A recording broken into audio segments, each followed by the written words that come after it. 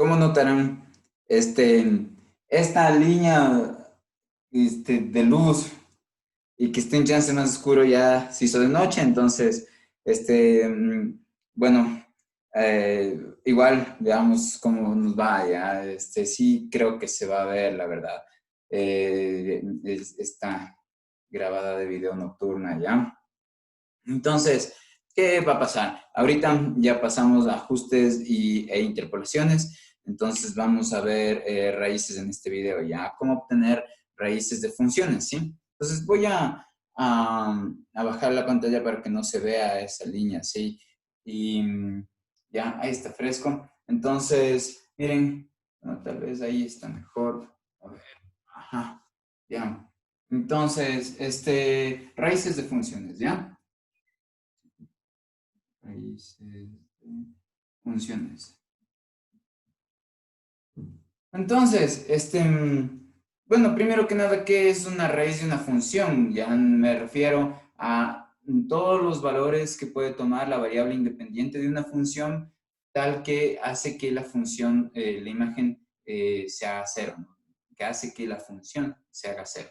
Ya, entonces, ahora, la cuestión aquí es que, chuta, ¿cómo encontrar, por ejemplo, las raíces de funciones tipo, no sé, aquí si yo tengo f de x igual tipo 5x menos 2, ¿ya?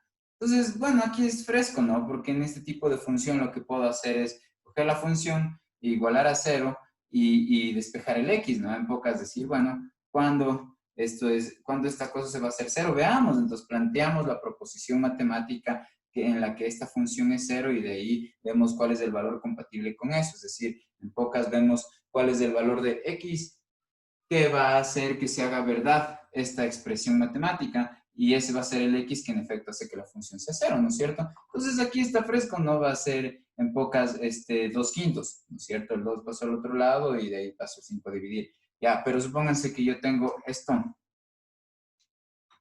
La cuestión es que ya había cómo despejar el x. ¿Qué tal si es que ustedes el rato bueno, supónganse que tienen algo tipo esto, ¿no? Que su f de x es seno de x elevado a la x.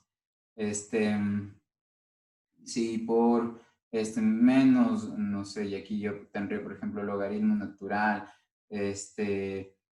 no sé, aplicado a la tangente, ajá, aplicado a la tangente de x, y todo esto sobre chuta x a la 13 o alguna vaina así, ya. Entonces, como que chuta, aquí ya, a ver, hay el x que hace que esto sea cero, entonces lo que podrían decir es, bueno, pues hagámosle así, ¿no? Como que pasamos, igualamos esto a cero, y de ahí despejamos, pero pucha, ya, pues, o sea, les queda esta ecuación.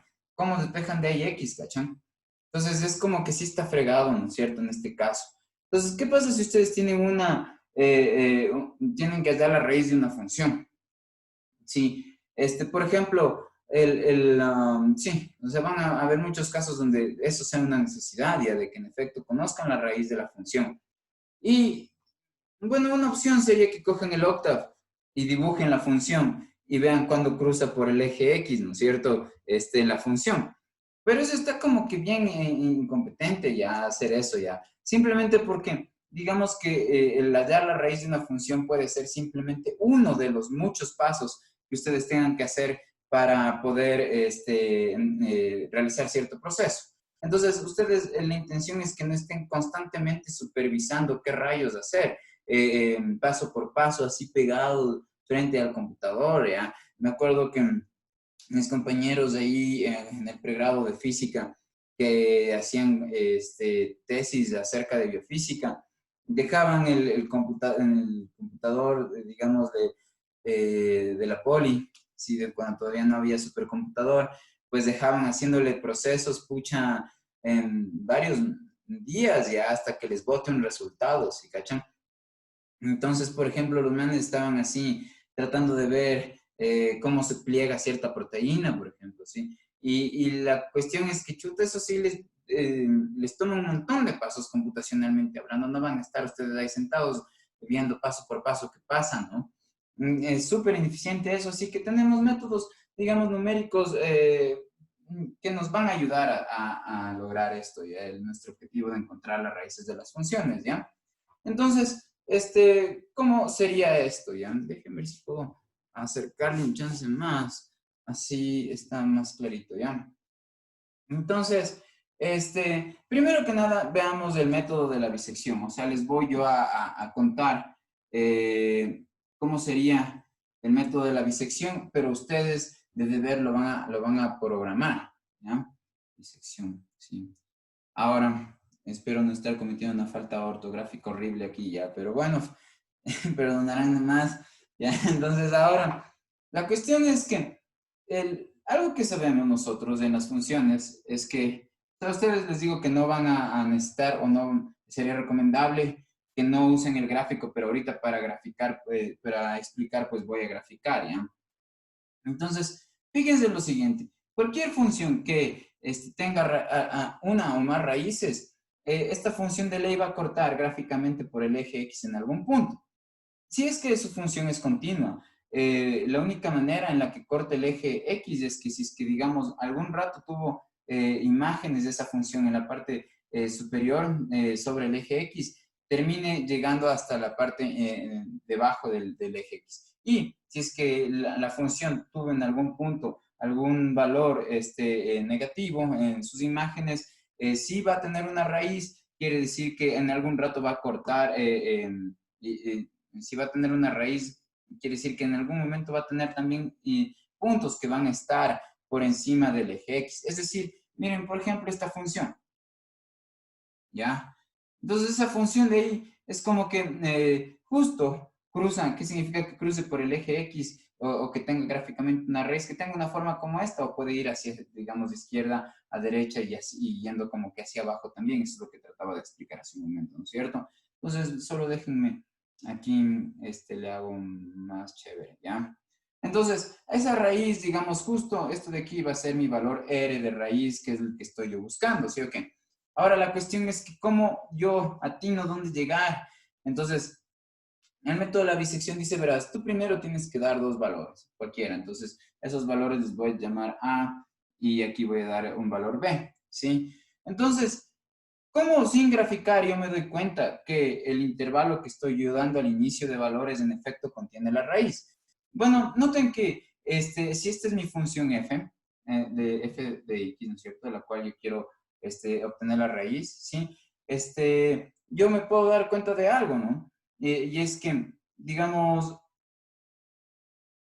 justo las imágenes, cuando su función, en efecto, en su intervalo en A y B contiene la raíz, lo que va a pasar es que, miren, va a haber una parte de la función, por ejemplo, la del extremo izquierdo, que va a tener su función, la imagen va a ser negativa, es decir, el f de A en este caso, miren, es negativo, y el f de B va a ser positivo.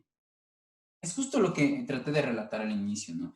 ¿Qué pasa si es que, digamos, su función va a tener una raíz? Pues eso significa que hay una parte que o está negativa y después positiva, o hay una parte que va a estar positiva y después negativa. Supónganse que justo los datos, los valores que dan, le atinan a cubrir un intervalo donde la imagen es negativa y donde la imagen es positiva, o donde la imagen sería positiva y después negativa, ¿ya? Entonces, eso, digamos, matemáticamente, ¿cómo yo, sin ver el gráfico, puedo? Recuerden que la función f de x ustedes la conocen, es como la que yo puse hace un momento, ¿no es cierto? O cualquier función que ustedes quieran, ¿ya? Entonces, ¿cómo le atinamos, ya?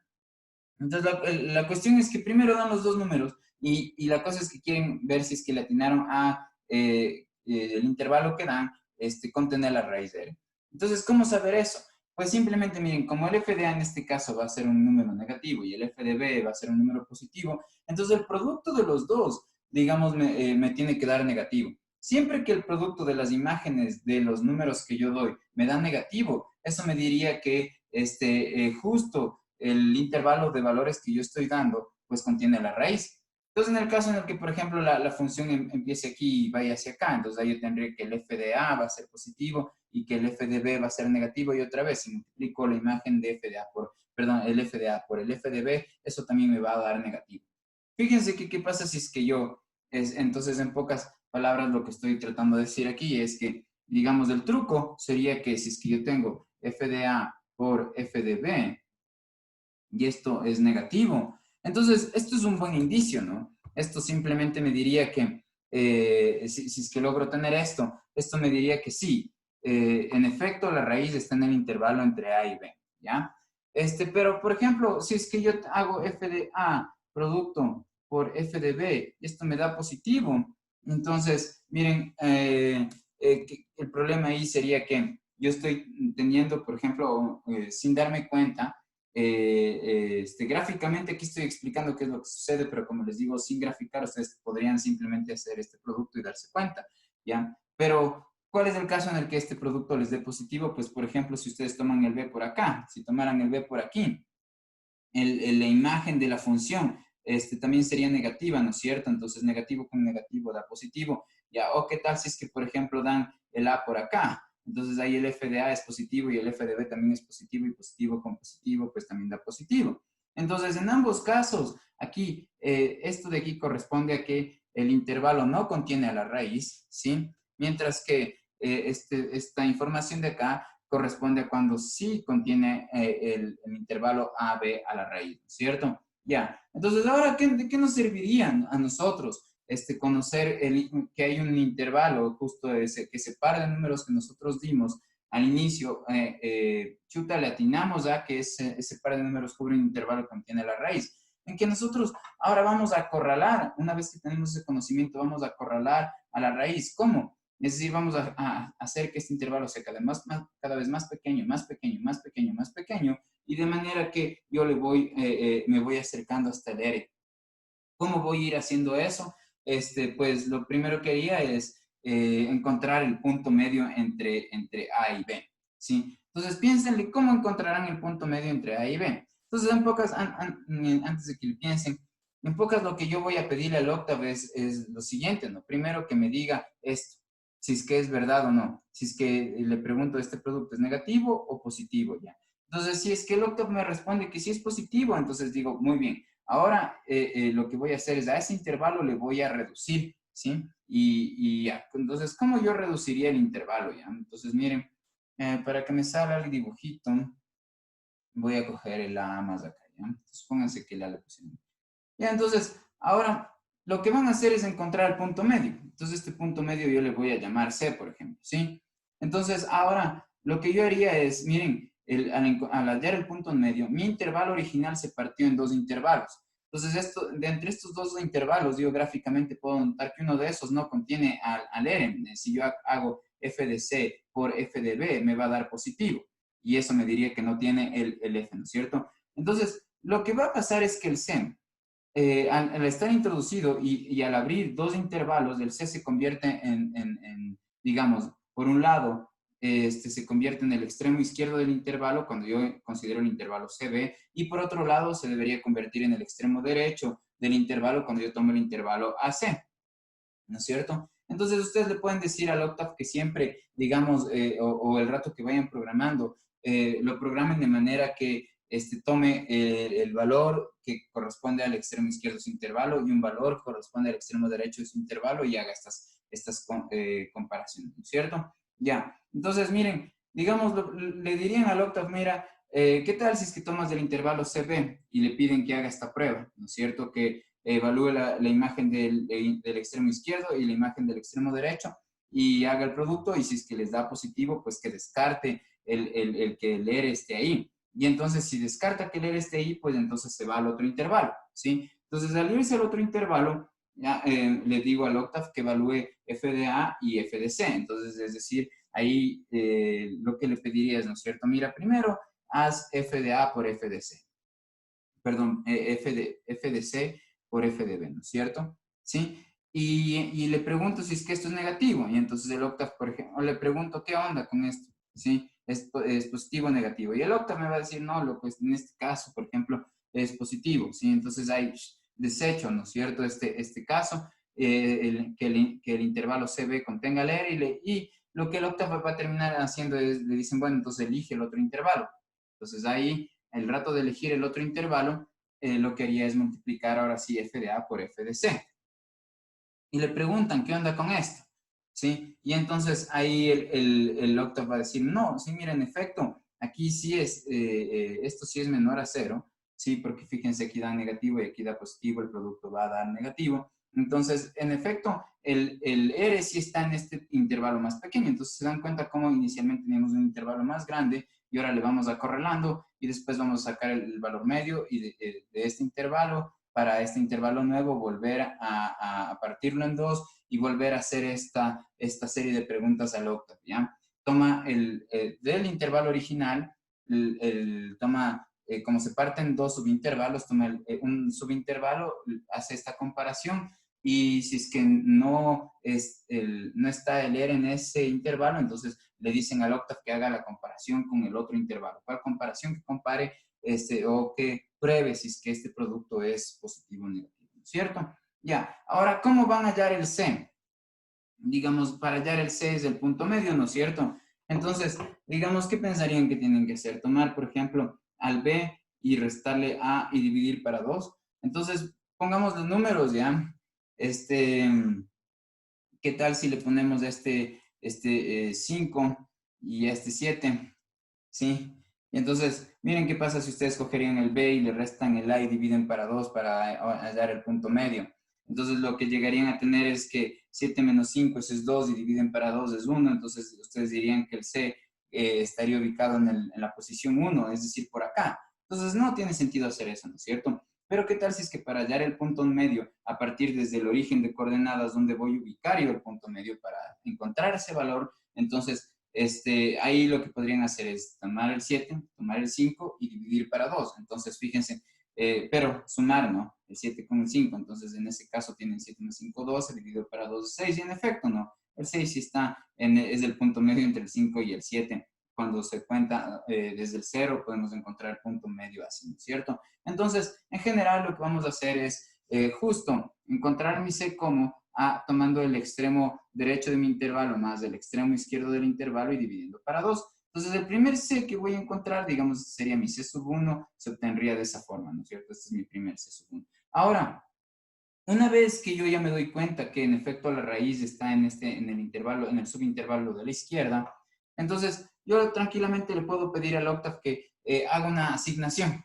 De nuevo, y esta asignación es que ahora ya me olvido de este de acá y le digo que le asigne como el nombre, supónganse que el nombre que le estamos dando al extremo derecho siempre va a ser B, ¿no es cierto? Entonces el valor de C1 ahora se va a convertir en el nuevo valor de B. Al inicio era el valor de B que está aquí, ahora le pueden decir que se convierte en el valor de B que B, que es la variable que reserva o el nombre que reserva el extremo derecho de los intervalos que vamos a usar para seguir subdividiendo, ahora toma el valor C, ¿no es cierto? En este caso, por ejemplo, podrían decir así. Y le piden otra vez que parta este intervalo, ¿no es cierto? Entonces ahora yo ya tenía un C1, ahora tendría, digamos, si le parto en 2 tendría un C2, ¿no es cierto? Entonces aquí de nuevo le pido que tome la imagen de este y de este, por ejemplo, si es que hacer el producto me da negativo, entonces la raíz está ahí. Ya. Y también podría yo hacer, por ejemplo, decirle que tome este y este, el intervalo desde A hasta C2, y si es que da, digamos, negativo, pues ahí la raíz estaría ahí. Pero me doy cuenta que si es que yo hago aquí f de A por f de C2, eso me va a dar positivo porque, digamos, el f de A va a ser un número negativo y el f de C2 también va a ser un número negativo, por lo que me tocaría tomar más bien el extremo gráficamente se ve, ¿no? El subintervalo de la derecha, ¿ya? Entonces, el rato que van a tomar el subintervalo de la derecha, vuelven a hacer el proceso, ¿no? Una y otra vez. ¿Cuál proceso? Preguntar si es que f de C2 por f de B es negativo. Si es así, entonces ya ahora se fijan en ese intervalo y fíjense, ahora el C2 que estaba aquí se convierte en el extremo de la izquierda, pero supónganse que ustedes están encaprichados o encaprichadas a que el extremo de la izquierda siempre se llame A. Entonces el valor C2 ahora va a albergarse en la variable A, por ejemplo. Sí, eso le podrían seguir diciendo al octave y vean cómo el intervalo que contiene el R es cada vez más y más pequeño y en efecto le estamos rodeando a la raíz, ¿ya?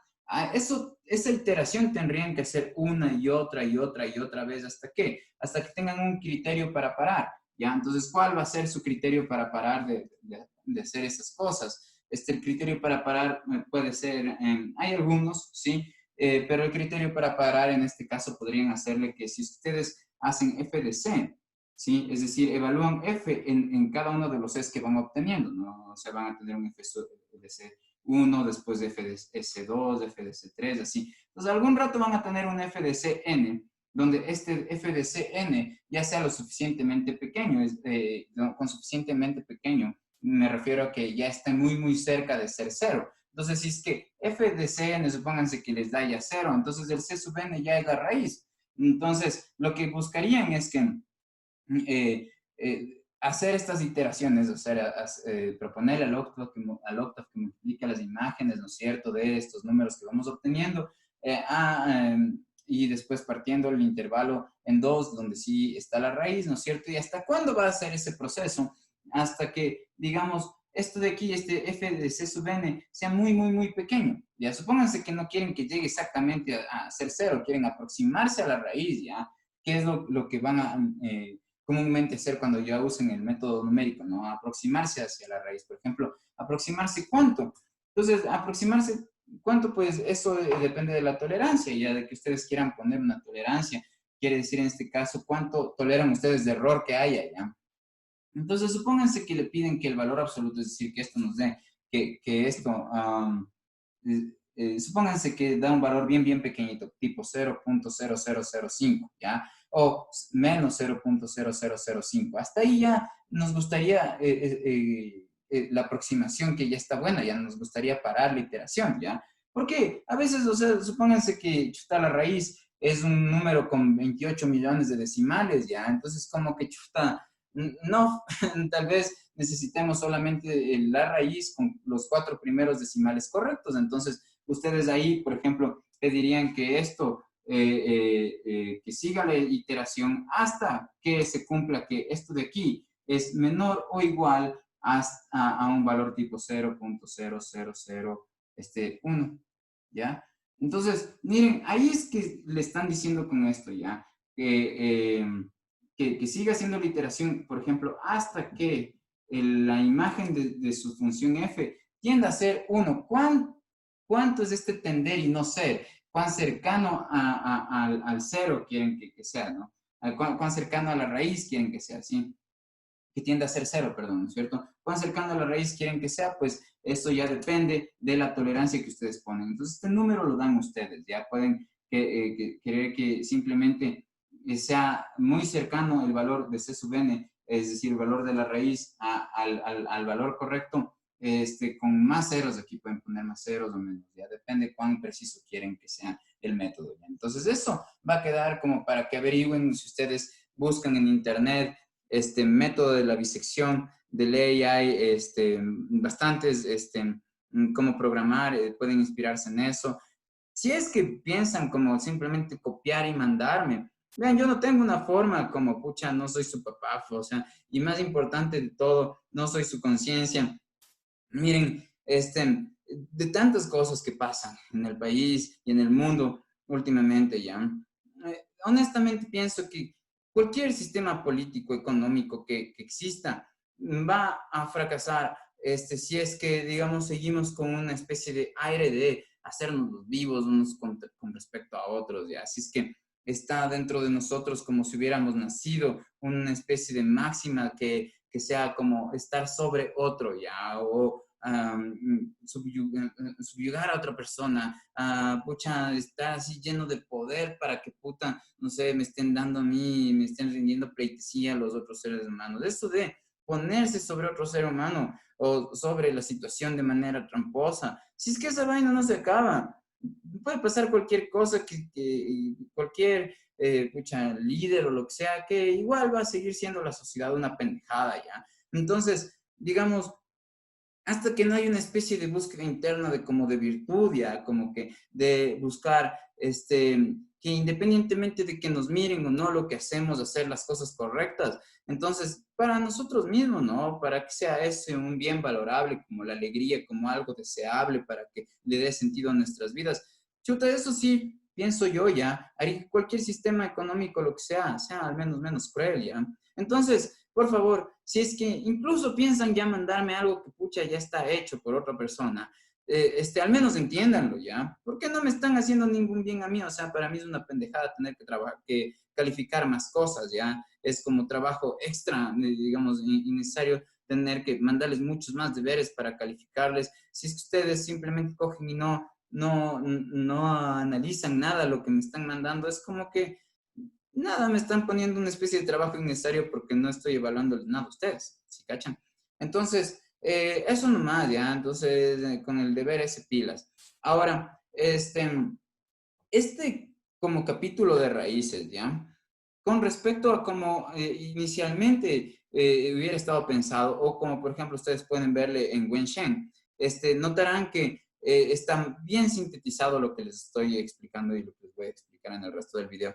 Simplemente porque el sílabus es ambicioso, pero lo vamos a lograr, vamos a llegar, ¿ya? Entonces estoy haciendo énfasis en las cosas que son más importantes y hago menos énfasis en las cosas que digamos, bueno, son importantes, pero tal vez no como las otras que son mucho más importantes, ¿ya?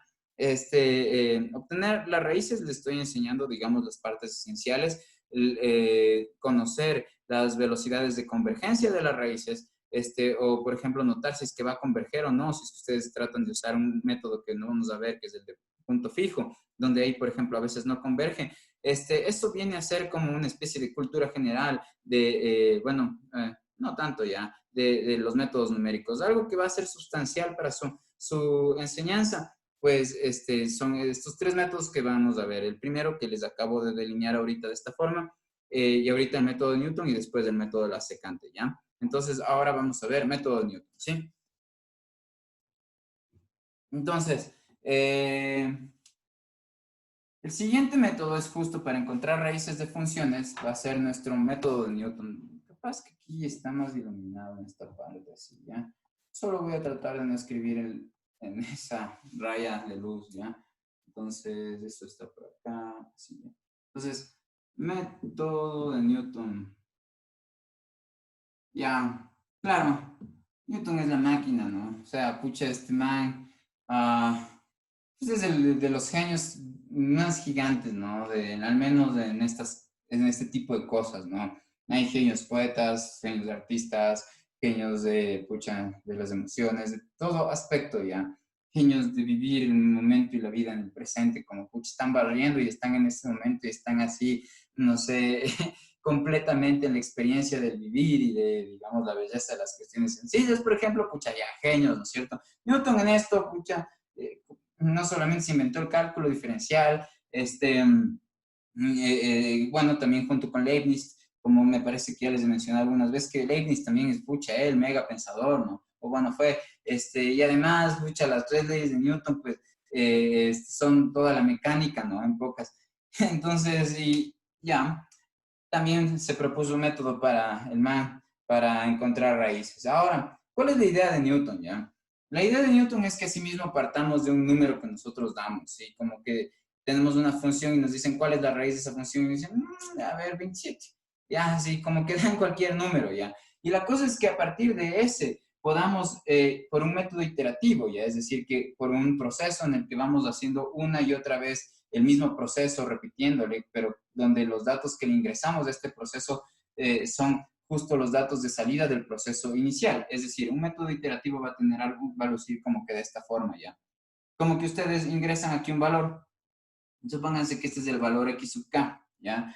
El método procesa ese valor y les devuelve un nuevo valor x sub k más 1, ¿sí? Entonces aquí los índices como que están indexando, digamos, el paso en el que estoy, ¿no? Entonces el primer paso que yo haré es, por ejemplo, meter el x sub 0, ¿vea? Digamos que este es el paso 0.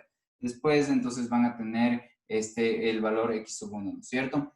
Luego, este de aquí se convierte en el insumo de los datos de entrada para mi proceso. Entonces, yo lo que voy a hacer es meter el x1 ahora de valor, de dato de entrada, el proceso iterativo se alimenta de eso y nos va a devolver ahora un x2, ¿sí? Luego, lo que haría es, este x2 lo meto a la máquina y este nos va a dar un valor x3 y así. Entonces, el punto es que a medida que crecen los subíndices del x, lo que vamos a notar es que se va a ir acercando los valores que vamos obteniendo a la raíz. Esa sería la idea ya.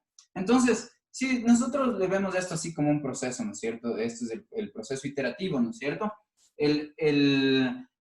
Estos números, si nosotros los ordenamos, los arreglamos, digamos, voy a poner gráficamente cómo lucirían ya. Estos se arreglarían como si fuera una sucesión. Es decir, por ejemplo, yo partiría como con un x sub 0, ¿sí? Supónganse que tengo aquí la recta real, ¿no es cierto? Y después, por ejemplo, voy a tener un x, voy a ponerlo por acá, un x sub 1, ¿sí? Y luego voy a tener un x sub 2, y luego voy a tener un x sub 3, luego voy a tener un x sub 4. Y ahí lo que quiero decir aquí gráficamente con esto que estoy haciendo es que los nuevos elementos de mi sucesión cada vez están más cerca uno de otro, más cerca uno de otro, más cerca de uno de otro, ¿ya? Cuando tienen una serie, por ejemplo, o una sucesión de este estilo, se les suele decir de Cauchy, ¿ya?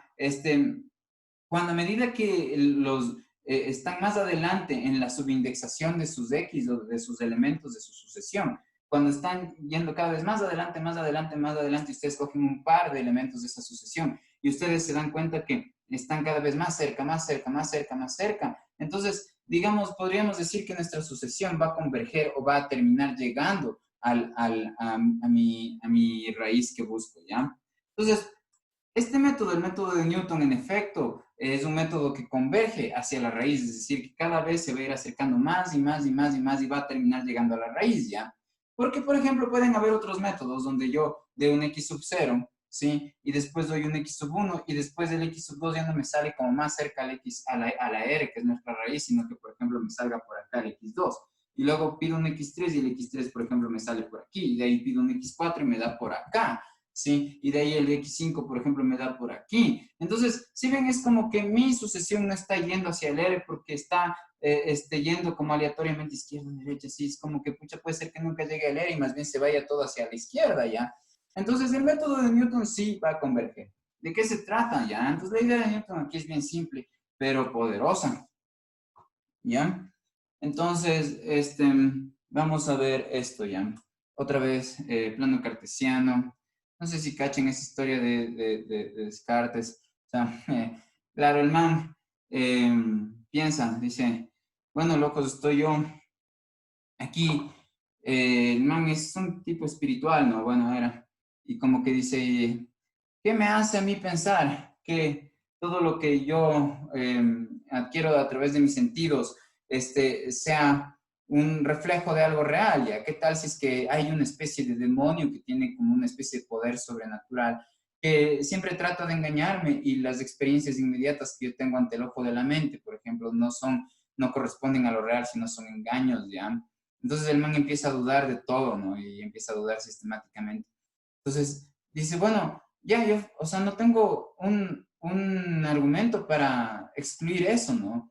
Que puede ser dudoso, incluso lo que estoy yo adquiriendo con mis sentidos. Entonces, lo que se da cuenta es que hay algo de lo que no puede dudar, que es que justo está dudando, ¿sí cachan? O sea, duda de todas las cosas y el momento que duda de todas las cosas, en ese momento está seguro que está dudando. Y el acto de dudar es como una especie de justo, ¿no? De usar esta especie de realización de la conciencia, ¿no? De poder pensar sobre el flujo, o sea, notar, tener un observador del flujo del propio pensamiento, ya que a veces ese tipo de procesos están relacionados con el acto consciente, ¿no? Entonces ahí el man dice, pucha, sí, entonces pienso, y reflexionar es pensar. Entonces, pero puta, si estoy pensando, entonces, ¿quién es el sujeto, no es cierto, el recipiente de este pensamiento? Entonces, soy yo, entonces existo, ¿no? Entonces ahí viene ese pienso, luego existo, ¿no? Entonces, la cuestión que es para el MA es bien importante que existan, digamos, los aspectos mentales a la par y son tan fundamentales como los materiales. Entonces, él propone como que los dos bloques fundamentales de la realidad son, por un lado, lo mental y por otro lado, lo material. y no como, por ejemplo, digamos, los fisicalistas que consideran que en el bloque fundamental de la realidad solo está lo físico, y digamos, de lo material, digamos, y lo mental como que es un subproducto de esto que está en la base fundamental de la realidad, que sería lo material, ¿ya? Descartes planteaba que estaban lo mental y lo material ahí, los dos, ¿ya? Y a él le importaba eso bastante, ya que haya lo mental en el mismo nivel de primordialidad, de ser tan fundamental que lo físico, porque, digamos, él quería decir que es tan importante lo mental al punto de que lo mental estaría relacionado con el alma, con el yo, ya, con el espíritu, digamos, por decirlo así. Y la cosa es que si es que el cuerpo que habitamos evanece, ¿no es cierto?, se destruye, sobreviva esta cosa, ¿no? Lo mental para que siga existiendo ahí un yo después como que de la muerte, era parte de su criterio religioso también que le ayudaba o le motivaba a pensar de esa forma. Y el man entonces todo lo empezó a pensar en función de este dualismo, ¿no? Pues, Descartes también, aquí estoy hablando en palabras mayores de alguien bien importante, ¿no? El man se inventó la geometría analítica, ¿no? Es decir, trató de fundamentar la geometría en el álgebra, tratar de fundamentar las distintas ramas de las estructuras del pensamiento tipo las matemáticas en la lógica, son cuestiones que se siguieron haciendo, ¿no? En el tiempo y en la historia de las matemáticas. Entonces, el plano cartesiano, por un lado, tiene una, digamos, sustancia que es importante, ¿sí? Pero reflejada formalmente, y por otro lado otra sustancia que también es importante. El plano cartesiano es la forma gráfica de representar el dualismo que tenía Descartes, ¿ya? Eso, nota histórica, por un lado. Ahora, digamos, tenemos esto, que es una función f de x que justo tiene una raíz por aquí, ¿ya? Entonces, miren lo que va a pasar que dice Newton ya. Dice, por ejemplo, ¿qué tal si ustedes cogen y dan un valor cualquiera? Este valor cualquiera, digamos, va a ser mi nodo xk, ¿ya? Nodo xk, ¿sí? Y el punto es que dice, bueno, ¿y qué tal si hacemos esto, no? Vamos hasta la función, ¿no es cierto? Es decir, hallamos la imagen de x sub k a través de la función f, ¿sí? Entonces, este punto de aquí obviamente va a tener una imagen f de x sub k. Ah, sí, sí, ok. Ya, entonces, esa es su función f de x, ¿no? Y la cosa es que dice, bueno, a partir de ese punto, tracemos una recta tangente. Sí, sí cachan el rato que traza la recta tangente. Esta recta tangente cruza con el eje x de manera que está más cerca de la raíz, gráficamente se ve, ¿sí ven? Entonces, ya, ahora como les digo, la cuestión es ir produciendo una sucesión de números que vayan a converger al ERE, o sea, que vayan a llegar al ERE. Entonces, si es que este es el x sub k, este de aquí es el siguiente elemento de mi sucesión de números, que yo le llamaría el x sub k más 1, ¿ya? Entonces, en este caso dice, bueno, y a partir de esto repito el proceso.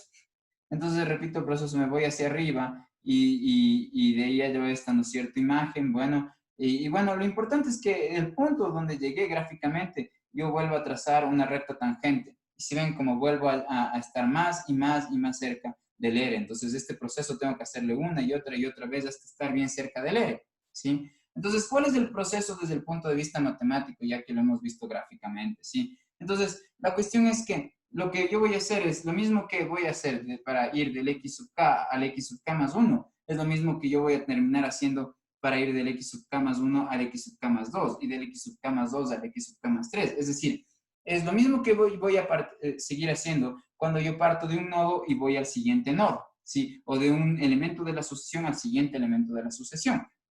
Entonces, digamos, el x sub k más 25, perdón, el x sub k, el x sub 25 digamos, el siguiente del x 24, ¿no es cierto? Es decir, esto va a pasar para cualquier valor que tenga k, ¿sí? En pocas, ¿sí?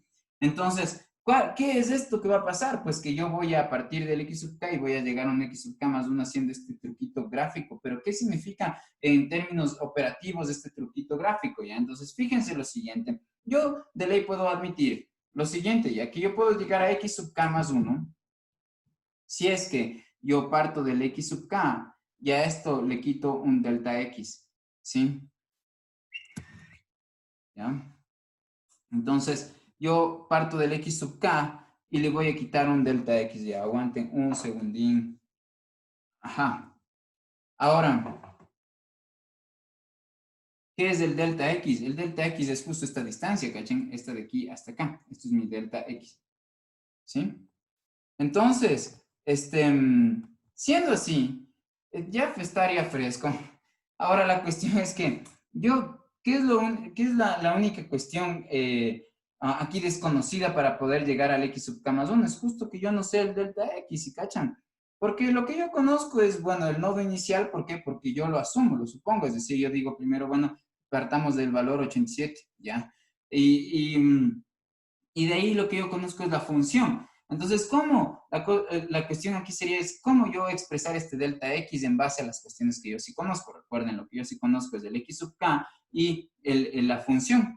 Entonces, para eso notemos lo siguiente ya, que esta recta tangente, ¿sí? Es justo la pendiente de esta recta tangente viene a ser ¿qué? Pues la derivada de la función, ¿sí? Es decir, que si yo cojo f y le evalúo, perdón, y derivo, ¿no es cierto?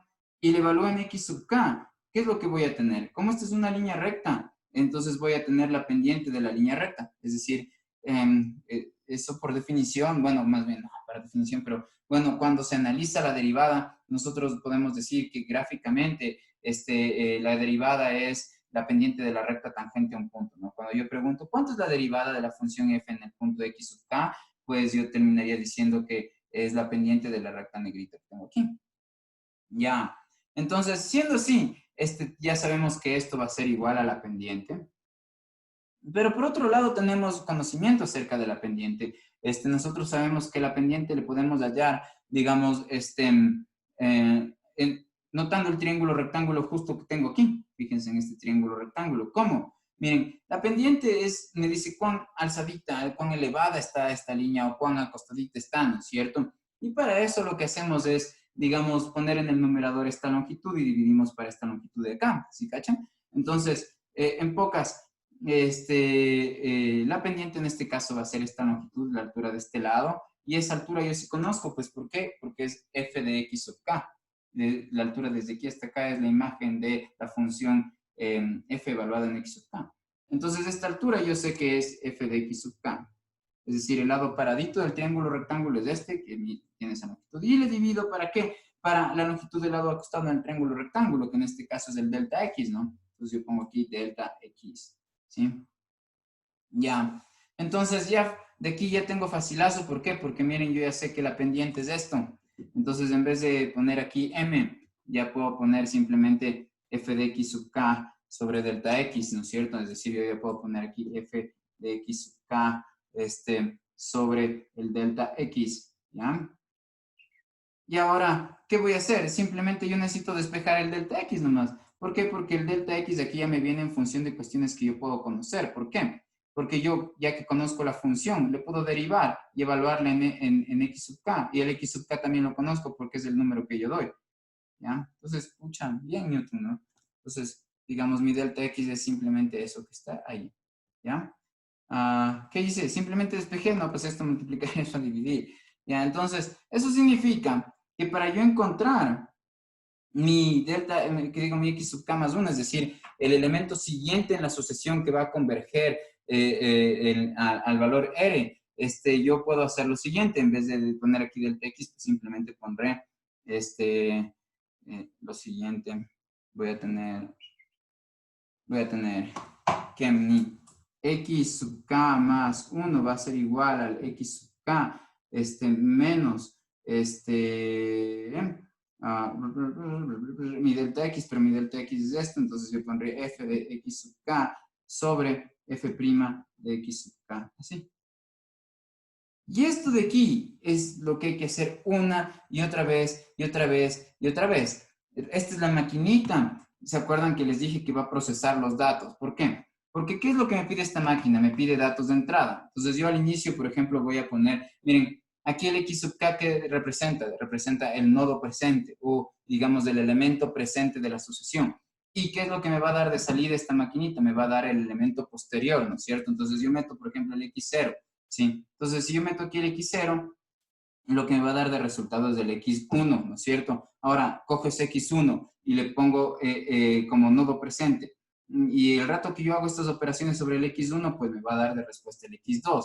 Ahora tengo el X2, ¿no es cierto? Ahora el X2, el K se convierte en 2 en el lado derecho, por lo tanto yo voy a tener X sub 3. Ahora después hago que el K se convierta en 3. ¿No es cierto? Entonces, el X sub 3 que yo ya tengo de dato estaría en el lado derecho actualizándose en estas operaciones y me va a dar de resultado el X sub 4 y así va a seguir esta iteración una y otra y otra y otra vez hasta, digamos, que yo hasta que me acerque al valor R. ¿Cómo sé que me voy a acercar al valor R? Otra vez aquí necesito un criterio de tolerancia, de paro, ¿no? Un criterio de parar, perdón. Y este criterio para parar sería igual que el anterior, ¿ya? Hay varios criterios para parar, pero digamos en este caso, el criterio para parar pues simplemente sería, podría ser como antes, ¿no? Seguir haciendo esto, ustedes le dicen al Octave, sigue haciendo esto, haz esto, le dicen al Octave, ¿hasta cuándo? Hasta que suceda que el f evaluado en el x sub k que ustedes están obteniendo, el x sub k más 1 que ustedes obtienen de valores, ¿no es cierto? O en los nodos que sacan de resultados hasta el x sub k más 1, por ejemplo, hasta que esto en valor absoluto sea menor que un valor bien chiquito que ustedes dan, 0.001, por ejemplo, ¿sí? ¿Dónde? ¿Por qué nos interesa esto? Porque yo quiero que el f de la imagen de los valores que yo pongo aquí se acerquen bastante a cero, porque mientras más se acerquen a cero esos valores, pues más cercanos esos valores son a la raíz, porque la raíz son las que hacen que su función sea cero, ¿sí? Entonces, como a mí solo me interesa que se acerque a cero, no si se está acercando a cero por la derecha o por la izquierda, es decir, no me importa si es que este valor, el rato que yo le evalúo sin el valor absoluto me da menos 0.0003, ¿ya? Si es que la función evaluada en el nodo x sub k más 1 me da menos 0.003, entonces yo veo que ya está cercano al cero, pero todavía no llega a darse esta condición. Pero ¿qué tal si es que, por ejemplo, el valor es menos 0.000000001? Entonces ahí ya se cumpliría que la imagen de mi función evaluada en ese número ya es menor que este valor y por lo tanto está muy, muy cerca de la raíz. ¿Por qué? Porque este valor está muy cerca a ser el valor cero, ¿no? Si es que esto fuera el valor cero, yo ya estoy justo ya obtuve la raíz de mi función, ¿sí? Entonces, para ver eso, digamos, más concretamente, veámoslo en un ejemplo, ¿ya? Por eso les voy a compartir la pantalla. Ajá. Ya. Del Octave. Entonces, en pocas estoy simplemente, haciendo, pucha, no se aumentó ni rayos, a ver. Ya, bueno. Sí, ¿qué es lo que estoy haciendo? Digamos, supónganse que quiero hallar la raíz de esta función, ¿ya? Entonces, esto que estoy escribiendo aquí es la forma de definir funciones de manera manual. Se llama handle function, handle, H-A-N-D-L-E, ¿sí? Function. Busquen en el Octave handle function. A ver, es que pueden ver la pizarrita. ¿Sí? ¿Sí? Function. Función, ¿no? Ya, ponen eso en el Octave y de ley les da la información, ¿ya? Más detallada de cómo es la sintaxis para definir una función de esa manera. Entonces, el objeto que yo estoy definiéndole aquí al Octave es justo una función. De manera que, miren, el X de aquí solamente tiene como que el rol de ser como que un lugar, un puesto, una latencia, ¿ya? Que digamos, una latencia ser llenada con un valor. Es decir, por ejemplo, veamos esto ya. Voy a copiarle para que ustedes vean a qué me refiero. Y le voy a poner aquí en la ventana de comandos. Si le pongo enter, solamente me repite lo que yo ya escribí, ¿ya? Entonces, ¿qué está latente ahí esperando? Ya esto ya es una función, o sea, se comportaría como una máquina matemática de manera que si yo aplasto la f y abro un paréntesis y adentro ingreso un argumento y digo, evalúa la función f, por ejemplo, en el valor 9, ¿ya? Entonces, lo que va a hacer es darme la imagen de f, donde f es esta función que definí aquí, evaluada en 9, ¿ya? Y ese sería el valor en este caso, ¿ya? Puedo hacer, digamos, con una función que ustedes puedan reconocer, ¿ya? Entonces, le voy a llamar G de, por ejemplo, S, ¿ya? ¿Y cómo se genera una función manual? En general ponen un nombre, el nombre de su función, luego ponen el igual, luego tienen que poner para definirla como una función manual la arroba, luego ponen el paréntesis y aquí adentro ponen una letra a la que les dé la gana. Ya no tiene que ser necesariamente X, ¿ya? Pero la cosa es que la letra que pongan ahí que les da la gana tiene que ser parte de las operaciones que definen a su función. Entonces, pónganse que quieren hacer la función S al cuadrado, ¿ya?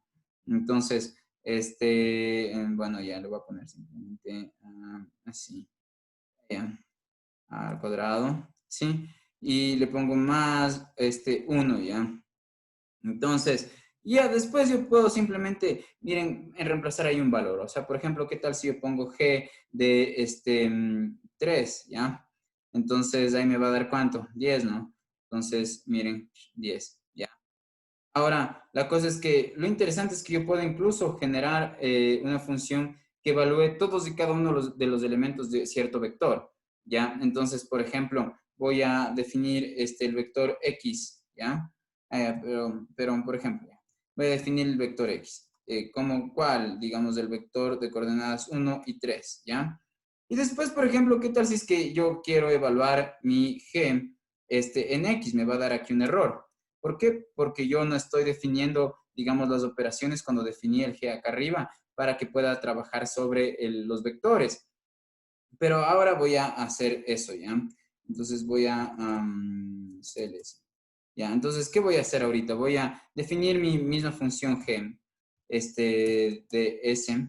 Entonces pongo arroba, aquí pongo la variable independiente S y que voy a elevar al cuadrado y sumar 1, ¿no es cierto? Entonces voy a elevar al cuadrado, ¿qué? Toda la información que le ingrese, ¿ya? Entonces, para que pueda trabajar incluso tomándole el S como un vector. Entonces pongo este punto, ¿no es cierto? Y pongo aquí elevado al cuadrado y luego pongo más 1. ¿Ya? Entonces ahora voy a poner el punto y coma para que no me salga esa línea. Luego, no me salga cuál línea para que no me repita el G igual cuando ponga el enter, ¿sí? Ya, entonces ahora miren qué tal si es que ya defino el X igual a, como hice antes, ya como 1, 3.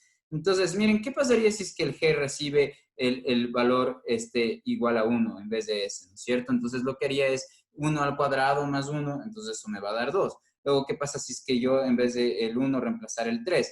Reemplazo el 3 y me daría el 10 que obtuvimos antes, ¿no es cierto? Entonces, lo que va a hacer el octave es evaluar a través de la función g el valor 1 y también el valor 3 y eso va a expresármelo como un arreglo de números o en este caso como un vector, ¿ya?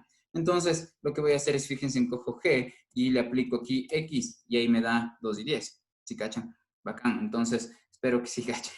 Ya, ahora, ¿qué es lo que necesito? Recuerden, para el método de Newton voy a necesitar la derivada, ¿no? Aquí está, en esta partecita de aquí, en este cuadrado, ¿ya? Es lo que voy a terminar haciendo. Entonces, fíjense que justo lo que está acá dentro de este while es, miren, el nodo anterior, o el elemento presente o anterior de la sucesión, menos la función sobre la derivada de la función, menos la función sobre la derivada de la función, evaluadas justo en ese mismo nodo, ¿no? En el nodo presente, ¿ya? Ahora yo les voy a explicar por qué está x igual a x así puesto de esa manera ahí, ¿ya? Es una forma de ahorrar, digamos, líneas de programación nada más. Ya, ahora voy a definir la función derivada. Entonces aquí tengo que el problema, y justo el problema del método de Newton es que uno tiene que definir estas derivadas, hacer estas derivadas manualmente. Y ahí el método de la secante, que vamos a ver en un ratito, tiene la ventaja de que ustedes no tienen que coger y derivar analíticamente por su cuenta, ¿ya? Bueno, tampoco es que ustedes tienen en general que derivar analíticamente por su cuenta, ¿ya? Si es que ustedes se descargan el paquete algebraico aquí o usan el MATLAB y también tienen ahí o usan el paquete algebraico del MATLAB, ¿qué es lo que permite el paquete algebraico? Pues obtener las derivadas analíticas de funciones cuando ustedes meten las funciones, por ejemplo, ¿ya? Entonces, pero eso, digamos, como es más simple y no tiene que ver directamente con estos temas que estamos ahorita haciendo, y prefiero que hagamos como que la programación más básica, ¿no? Para que se vaya aprendiendo el lenguaje de programación. Ya, pero si tienen interés en lo que les menciono, busquen acerca del paquete algebraico en el Octave, ¿ya? Si están usando el MATLAB, hagan lo mismo para el MATLAB. Ya, entonces ahora, lo que hago es, le llamo de f a la derivada de f, y en el lado derecho pues pongo el arroba, aquí el x otra vez es, como les digo, una latencia, simplemente un símbolo que está ahí momentáneamente pidiendo ser llenado con algún valor cuando ya se evalúe la función en ese valor. Y pues claro, la derivada de x es 1 y la derivada de menos coseno es el seno, ¿no es cierto? Ya, entonces, ahora, ¿qué es lo que estoy haciendo aquí? Estoy definiendo mi primer elemento que estoy yo adivinando, ya que va a ser la raíz de esta función. En el primer elemento yo digo, bueno, ¿qué tal si es que el x es 1? ¿Ya? Y empiezo con ese. ¿Ya? Entonces ese sería mi nodo inicial, ¿sí? Y luego, miren, ¿qué hace el while? El while lo que va a hacer es realizar lo que está en el cuerpo del comando while. El cuerpo es lo que está entre el while y el end while, ¿ya? Y va a realizar esta operación hasta que se dé esta condición. ¿Ya? Entonces, miren, ¿qué es lo que estoy poniendo aquí? Estoy pidiéndole que lo que les dije, ya este es mi criterio de parar. Lo que yo quiero que haga es que esto, o sea, en pocas lo que yo le estoy pidiendo que haga es que realice esta operación. ¿Hasta qué? Hasta que, digamos, la función evaluada en los x que estoy obteniendo de resultados sea menor que este valor 0.0005. Hasta que sea menor, ese sería mi criterio, ¿no es cierto? Hasta que sea menor, ¿ya? Pero, digamos, este comando while es mientras, eso significa, ¿no es cierto? Entonces, ¿cómo yo termino diciendo que siga realizando ciertas operaciones mientras pase algo, ¿no? Entonces, mientras no se dé el criterio de paro, sigue haciendo. Eso es lo que yo debería plantearle al Octave, ¿no? Entonces, recuerden, visto en la pizarra, yo decía que tienen que hacer esta operación de aquí, ¿sí? Hasta que la f de x o la función, las imágenes de su función, hasta que, digamos, sean menores que, en este caso sería 0.00005, ¿ya? Pero si yo quiero reexpresar esa oración usando el mientras, haz esto mientras, ¿no es cierto? Entonces yo tendría que decir que mientras no se dé el criterio de paro, es decir, mientras su función no sea menor que 0.005, sigue haciendo estas iteraciones, ¿sí? Entonces, ya, como digo que mientras las imágenes de mi función no sean menores que 0.0005, ¿qué es negar que algo sea menor que 0.0005? Es decir, es afirmar que ese algo va a ser mayor que 0.0005, ¿sí? Entonces, justo lo que estoy haciendo aquí, miren, mientras no se da el criterio de parar, entonces aquí abs es el valor absoluto, ¿no es cierto?, de mi función evaluada en los distintos valores de x, mientras, digamos, no se dé el criterio de parar, mientras no sea menor este valor, mientras no sea menor quiere decir que mientras esto sea mayor que 0.005, ¿sí? Entonces, por eso pongo de esta forma, ¿ya? Y miren qué es lo que va a hacer esta operación aquí. Esta operación aquí, ya les hablé de las leyes de asignación, ¿ya? Entonces, esto de aquí no es una ecuación, es decir, no estoy afirmando que lo de la izquierda es lo mismo que la derecha, porque esto de aquí sería correcto solamente para cuando este sumando de aquí se haga cero, si es que fuera una ecuación. Y ahí no es el caso, digamos, lo que estoy diciéndole aquí, y el Octave reconoce que estoy diciéndole, es que el valor nuevo, es decir, el valor que me va a botar nuevo de la sucesión, va a obtenerse a través del valor anterior de la sucesión, haciéndole estas operaciones, exponiéndole estas operaciones al valor anterior o inicial, ¿sí? Entonces, miren, aquí va a ser mi nodo inicial, y al rato que le hago estas operaciones me va a dar un valor nuevo. Este valor nuevo va a ser ahora el valor nuevo que va a tomar el X, ¿sí? Este valor nuevo que va a tomar el X, va a ingresar acá de nuevo a este lado derecho, y ese valor nuevo va a volver a operarse con estas expresiones, con estas derivadas. Si estas derivadas al realizar la operación, me va a dar un tercer valor nuevo.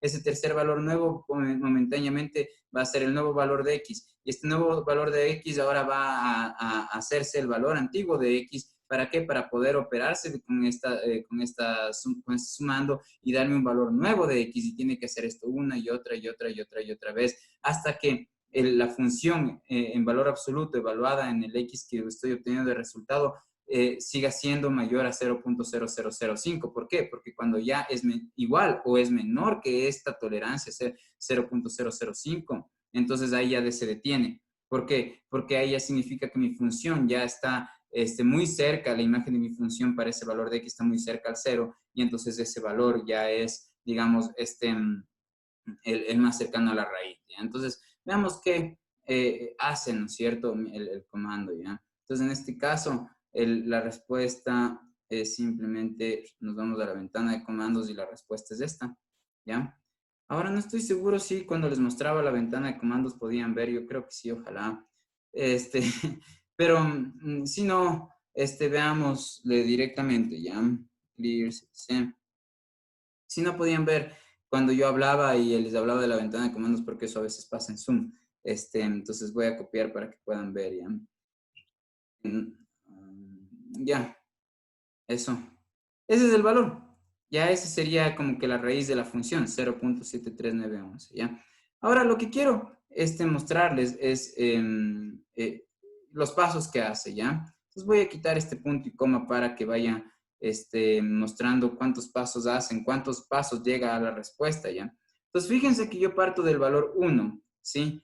Y para llegar a la raíz quiero que vean cuántos pasos hace, porque la ventaja del método de Newton es que el método de Newton es rapidísimo, es el más rápido de los métodos tres, de los tres que les voy a hablar, ya. Entonces, más rápido que el de la secante, sí, y más rápido que el de la bisección. Pero la cuestión es que aquí lo malo es que tendrían que hallar la derivada, ¿no es cierto? Ya sería como una especie de defecto. Entonces, como notan, miren, simplemente llegó en 2 pasos al resultado, ¿sí? Se demoró hizo 2 pasos y ya llegó al resultado, ¿ya? Entonces, ahora les voy a explicar el método, en cambio de la secante. Y este es un método más lento, pero aquí ya no se usa, digamos, la derivada. Ya más lento quiere decir que va a tomarle más iteraciones, más pasos para llegar al resultado. Ya no es que su computador se va a demorar años, muchísimo más tiempo, ya, sino que le va a tomar más iteraciones para poder llegar al resultado, ¿sí? Entonces, digamos, en este caso, ya vamos a ver, ya no el método de Newton, sino vamos a ver el método de la secante, ¿ya? Entonces, método de la secante.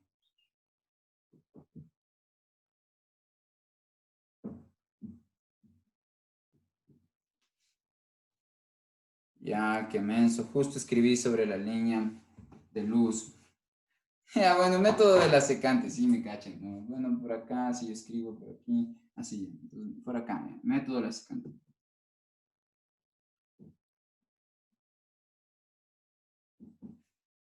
Ya. ¿De qué se trata entonces el método de la secante? Es similar al método de Newton, solo que en vez de trazar líneas tangentes, lo que vamos a hacer es trazar líneas secantes, ¿ya? Y aquí, esto va a pasar. ¿A qué me refiero con que en vez de trazar líneas tangentes vamos a trazar líneas secantes? Otra vez, plano cartesiano. Y aquí voy a poner mi curvita, esta, por ejemplo. ¿Ya? Entonces, miren, lo que dice es, bueno, aquí para el método de la secante no vamos a tener que usar ya las derivadas, pero sí vamos a usar, vamos a tener algunas desventajas, y la primera es que necesito yo más iteraciones para llegar ya a la raíz, y la otra la otra desventaja es que yo inicialmente no voy a tener que dar solamente un número, de sugerir un número como en el método de Newton, sino 2, como cuando yo hacía el método de la secante, ¿no? ¿Y qué digo? El de la bisección. Entonces aquí está la raíz, y lo que voy a hacer es dar 2 valores. Entonces primero voy a dar un valor x sub k, ¿sí? Y luego voy a dar un valor contiguo. Aquí k otra vez es cualquier número, ¿no? Por ejemplo, x sub 0, donde el 0 correspondería que están usando la primera sugerencia, ¿no? Y luego puede ser un x sub 1, por ejemplo, ¿sí? ¿Ya? Y como el x sub 1 con respecto al 0 tiene el índice aumentado en 1, entonces, digamos, de aquí va a ser mi x sub k más 1, ¿ya? Entonces, lo que hago es, esta curva de aquí es mi función f de x, acerca de la cual yo quiero conocer la raíz, ¿no es cierto? Y entonces, ahora, digamos, lo que voy a hacer es trazar justo una recta secante. Una recta secante es una recta que cruza una figura al menos en dos puntos, ¿no es cierto? Entonces, yo voy a tener, mientras que, por ejemplo, en la tangente topaba solamente en un punto, ¿no es cierto? A mi figura. Entonces, yo tendría esta recta así, ¿ya? Ajá. Ahora, bueno, aquí como está gordazo la línea que usé es que se tapó la línea negra, ¿no? Pero, digamos, supónganse que estaba así. Ya.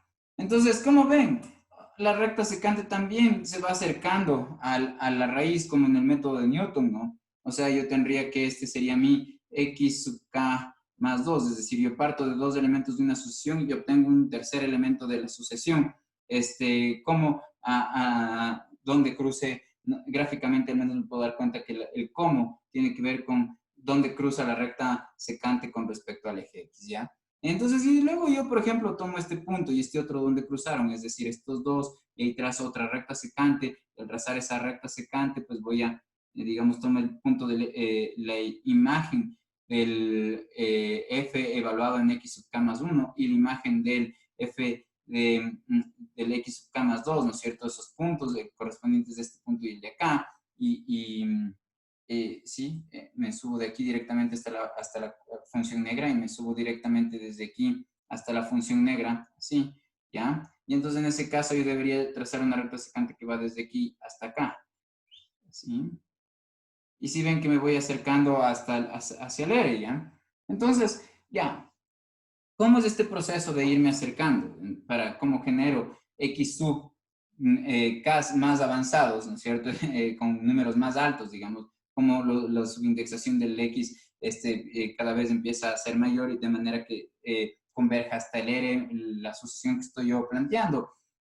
Pues, ¿cómo reflejo eso matemáticamente? Entonces, miren, aquí yo me puedo dar cuenta que otra vez la distancia entre x sub k más 2, es decir, el tercer nodo a partir de los dos primeros, ¿no es cierto?, difiere del segundo por un valor delta x, ¿ya? Entonces ahora me va a interesar, digamos, este valor delta x. Yo terminaría diciendo lo siguiente, ¿no?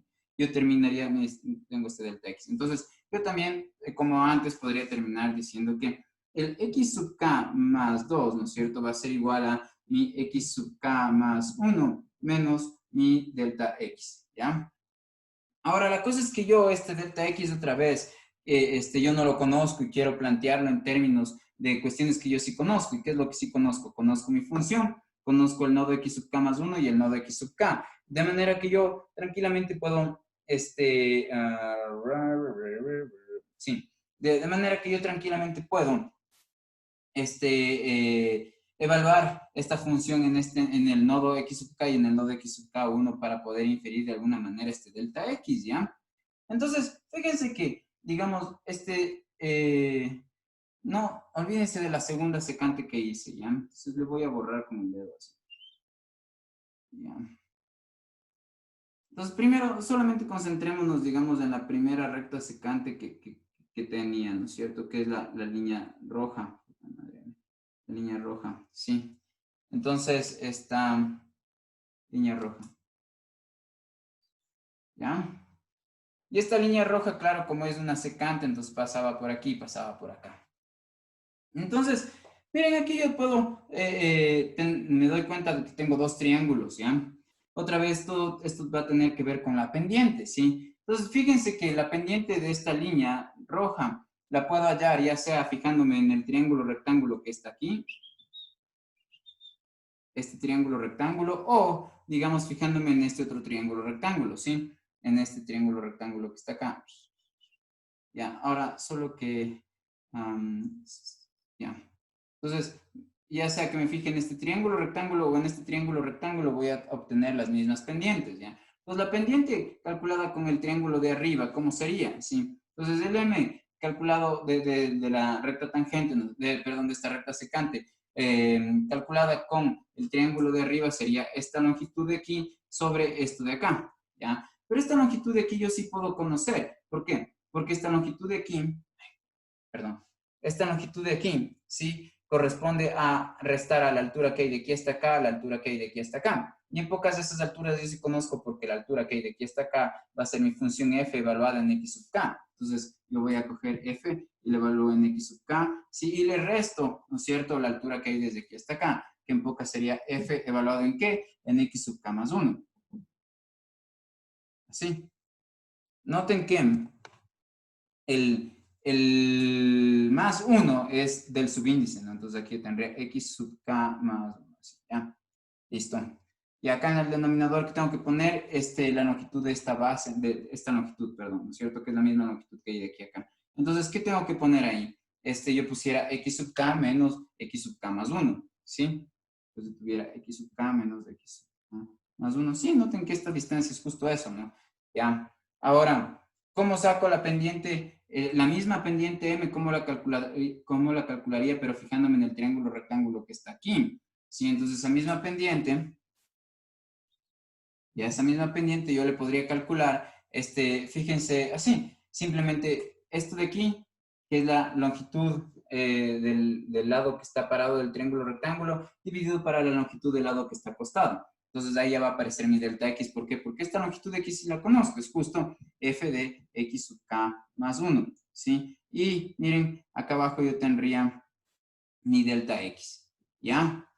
Ahora miren, tengo que m y m son las mismas, entonces yo puedo en esta, en vez de poner aquí m, puedo poner esto de acá, ¿sí? Entonces voy a hacer eso. Entonces yo en vez de este m, pongo f de x sub k más 1 sobre delta x. Entonces yo tendría f de x sub k más 1, ¿sí? Sobre delta x, ¿ya? Entonces, y de aquí ya pues despejo simplemente el delta x, ¿cachan? Para despejar, bueno, perdón, cuando ustedes tienen una fracción en el lado izquierdo y una fracción en el lado derecho, en ese caso pueden invertir ambas fracciones, ¿no es cierto? Y va a quedarles de esta forma, ¿no? Les quedaría delta x sobre, les quedaría, bueno, aquí voy a poner una línea divisoria, ¿ya? Y aquí f de x sub k más 1, ¿no es cierto? Y esto sería igual a ¿qué? Al x sub k menos el x sub k más 1 sobre el f de x sub k menos f de x sub k más 1, así, ¿ya? Entonces, digamos, ¿qué estoy haciendo? Simplemente invertí en el lado izquierdo y en el lado derecho las fracciones, ¿no es cierto? Y de aquí esto pasa al otro lado a multiplicar, de manera que simplemente mi delta x quedaría así. Quedaría como esto al otro lado multiplicar, simplemente quedaría por f de x sub k más 1. ¿Ya? Yo sé que está horrible, a ver. Entonces, lo que digo es que a esta fracción, pero aguanten un rato, porque como, ya, no hay como manchar la pared, están en mi casa, entonces, ahí ya, entonces ya todo esto de aquí le voy a multiplicar por el f de x sub k más 1, así, ya, sí, y esto yo ya sé que es delta x, listo. Entonces yo este delta x, que es todo esto de aquí, lo voy a reemplazar acá y yo ya tendría mi método iterativo. Entonces voy a borrar ya el gráfico ya para que haya espacio y noten, ¿no? Entonces simplemente yo en mi método de la secante yo ya podría decir, reemplazando el delta x de acá, me daría lo siguiente, ¿no? Me daría que mi x, no, ya no ven, ahí ya ven, ya. Entonces digamos, yo tendría que mi x sub k más 2 va a ser igual a ¿qué? Va a ser igual a mi x sub k más 1, ¿no es cierto? Menos mi delta x. Entonces, ajá, mi delta x yo ya sé que es esto que está aquí. ¿Qué en pocas es? X sub k menos x sub k más 1 sobre el f de x sub k menos f de x sub k más 1, ¿no es cierto? Y todo esto, ¿por qué? Multiplicado por qué? Por el f de x sub k más 1. Y ahora sí, ya está, listo. ¿Sí o qué? Este es el método iterativo. Y otra vez, este método iterativo tienen que hacerlo una y otra y otra y otra y otra vez, como hice con el método de Newton, hasta que se llegue a una tolerancia y otra, hasta que se llegue a un criterio para parar.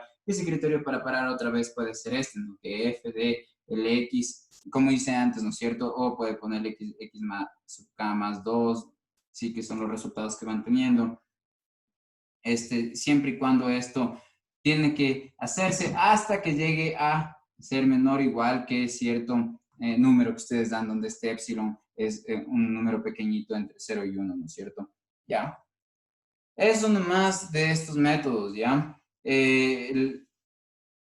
Ahí solamente les menciono una cuestión, ¿ya? Importante, bueno, no importante, más bien curiosa, ya que el clásico que suele decirse cuando se muestra esto, y si ustedes revisan Wenshen, es que les van a decir ya, hallen el método, por ejemplo, de Newton para hallar la raíz de 3, para aproximarse a la raíz de 3, ¿ya? Entonces está como un ejercicio medio raro, ¿ya? Que les digan que usen el método de Newton para aproximarse a la raíz de 3, ¿ya? Entonces, en pocas lo que quieren es que cuando les piden este tipo de cosas, ¿no es cierto? Es que busquen una función, que sepan que la raíz de esa función sea la raíz cuadrada del número 3. Tipo, por ejemplo, si ustedes plantean la función x de esta forma, ¿no? Como x al cuadrado menos 3, ¿sí? Entonces, ¿cuál va a ser la raíz de esta función? Si, como saben cuál es la raíz, pues igualarán esto a 0, pasan el 3 al otro lado, y luego este 2 pasa a ser raíz, ¿cachan? Entonces, de la función que escribí, x al cuadrado menos 3, deberían ustedes hallar la raíz de esa función con alguno de esos métodos, y al hacerlo se estarían acercando a la raíz cuadrada de 3. Listo, entonces ahora sí, pucha, a la merienda. Ya mañana les hago más videos, y las que pasen bien, ahí nos vemos.